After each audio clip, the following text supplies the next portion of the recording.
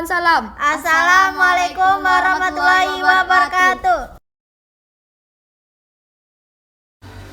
Peluang usaha adalah peluang yang sudah ada dari menjalankan usaha ataupun dari proses pembacaan peluang yang memiliki potensi menghasilkan keuntungan. Peluang usaha adalah sebuah bentuk dari metode yang digunakan oleh wirausahawan di dalam melakukan penentuan terhadap apa yang akan dilakukan orang tersebut, di dalam melakukan persaingan terhadap berbagai macam bentuk jenis usaha lainnya yang terdapat di sekitarnya. Ada 4 sumber daya yang dibutuhkan. 1. Sumber daya materi merupakan sumber daya fisik untuk melaksanakan usaha dalam industri. Produsen menggunakan sumber daya material seperti semen, besi, kaca, mesin, dan peralatan. 2.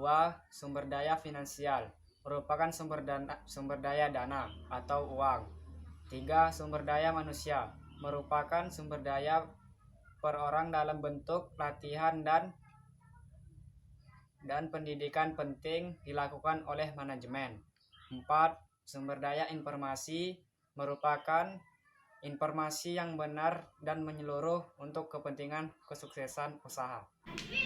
Administrasi adalah suatu catatan yang berkaitan dengan hasil kerja dalam perusahaan atau yang dinamakan berkas penting.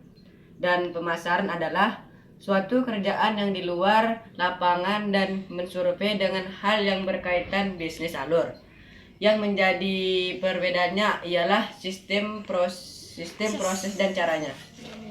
Komponen perencanaan usaha. 1. Membuat overview bisnis seperti macam-macam bentuk anggaran dan juga strategi yang ada. Ketika melakukan pemasaran, gambaran dari bisnis dan seluruh aspek yang ada bisnis yang ada. 2. Produk dan layanan yang terdapat pada bisnis yang akan kita jalankan sehingga bisnis kita jelas memiliki produk maupun jasa. 3. Melakukan perjualan dan juga perencanaan dari pemasaran yang akan dilakukan untuk menjual produk. 4.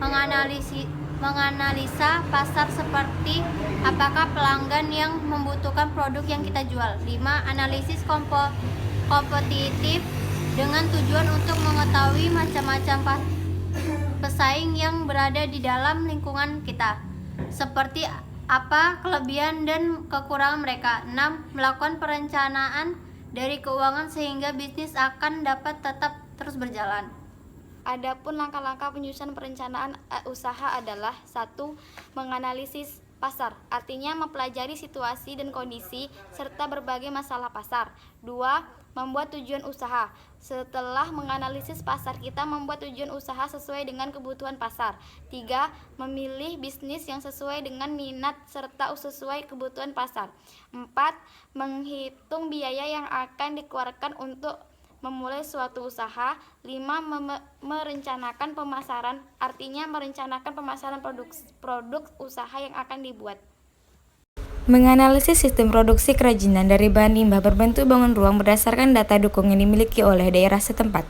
Umumnya jenis atau karakteristik bahan kerajinan secara garis besar dapat dibagi menjadi 2, yaitu kerajinan dari bahan lunak dan bahan yang keras. Bahan yang lunak kerajinan seperti tanah liat, serat alam, kulit lilin, dan sebagainya. Sedangkan yang berbahan keras bisa berasal dari kayu, logam, batu, dan sebagainya. Namun untuk alat-alat pembuatan kerajinan umumnya berasal dari bahan yang keras seperti dari logam atau kayu. Macam-macam kerajinan dari bahan limbah berbentuk bangun ruang. Yang pertama, tempat pensil dari pelepah pisang kering. Yang kedua, lampu tidur dari bonggol jagung. Yang ketiga, tisu dari batang padi. Yang keempat, kotak tisu dari kulit kerang. Yang kelima, cangkir dan mangkok dari tempurung kelapa. Saya akan menjelaskan tentang teknik produksi. Teknik produksi sendiri diterjemahkan dari kata production engineering. Pengertian teknik produksi sendiri adalah suatu disiplin ilmu yang terkait erat dan merupakan bagian pokok dari teknik industri, industrial engineering. Secara definisi, teknik produksi bisa dinyatakan sebagai designing the production process for a product. Dengan demikian, di dalam disiplin ilmu teknik produksi akan dibahas segala pertimbangan yang diperlukan dalam kaitannya dengan proses-proses produksi. Menentukan teknik produksi. Beberapa jenis kerajinan memiliki alat dan keterampilan khusus untuk mewujudkannya. Teknik produksi kerajinan disesuaikan dengan bahan, alat, dan cara yang digunakan.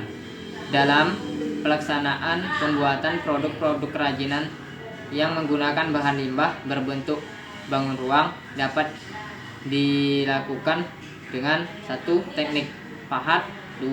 Teknik ukir, 3. Teknik konstruksi atau sambungan, 4. Teknik raut, 5. Teknik bubut, dan sebagainya. Sedangkan teknik yang digunakan dalam pembuatan barang-barang kerajinan dengan menggunakan bahan limbah berbentuk bangun ruang dapat dilakukan dengan 1. Teknik pahat, teknik cetak, teknik ukir, dan teknik kolase, dan sebagainya. Tahap proses produksi kerajinan. 1. Tahap pembahanan adalah tahap yang dilakukan untuk persiapan dari segala macam bentuk bahan baku sehingga akan dapat siap untuk dilakukan di produksi. 2. Tahap pembentukan adalah tahapan yang untuk melakukan pembentukan terhadap bahan baku yang dimana akan bergantung kepada sebuah jenis material yang dilakukan pembentukan dasar material dan juga melakukan pembentuk dari produk yang akan dibuat. 3. Tahap perakitan, di mana merupakan proses dari penggabungan yang berasal dari beberapa bagian macam bentuk komponen guna untuk melakukan pembentukan dari sebuah macam konstruksi kerajinan akan hiasan di mana akan diharapkan. 3. Tahap finishing, yang dimana adalah memberikan sebuah bentuk tampilan dari nilai jual yang dimiliki oleh sebuah produk. Jenis-jenis kemasan. Berdasarkan strukturnya, kemasan dibagi menjadi 3 jenis, yaitu 1. Kemasan primer. Contohnya itu kaleng susu, botol, minuman, dan lain-lainnya. Kedua, kemasan sekunder.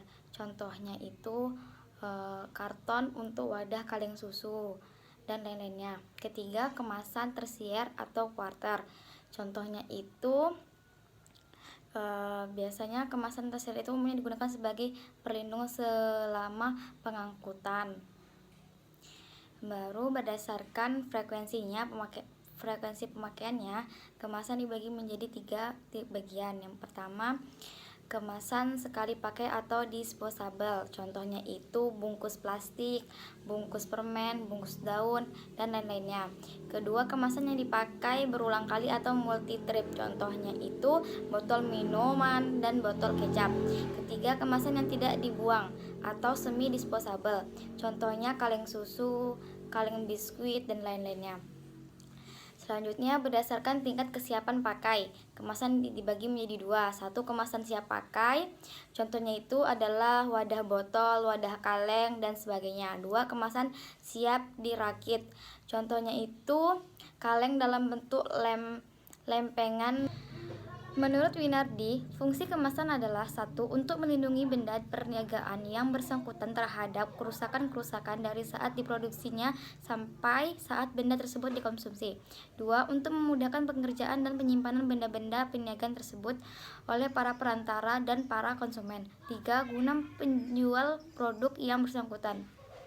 Pengemasan secara umum dapat didefinisikan sebagai pengetahuan dan teknologi dari persiapan barang untuk pengangkutan dan pemasaran sampai ke konsumen akhir dalam kondisi baik dengan harga semurah mungkin. Penampilan produk sehingga mampu mempengaruhi konsumen untuk membeli sebuah produk. Dalam pengemasan dan penyajian akhir suatu barang harus mempengaruhi fungsi sebagai berikut. Yang pertama, mempertahankan produk agar tetap bersih dan memberikan perlindungan terhadap kotoran dan pencemaran lainnya. 2. Memberikan perlindungan terhadap air, oksigen, sinar, dan kerusakan fisik. Yang ketiga, berfungsi secara benar, efisien, dan ekonomis dalam proses pengekapan, yaitu selama pemasukan produk pangan ke dalam kemasan. 4. Mudah dibentuk menurut rancangan, dibuka dan ditutup kembali. 5. Memberi pengenalan, keterangan, dan daya tarik penjualan.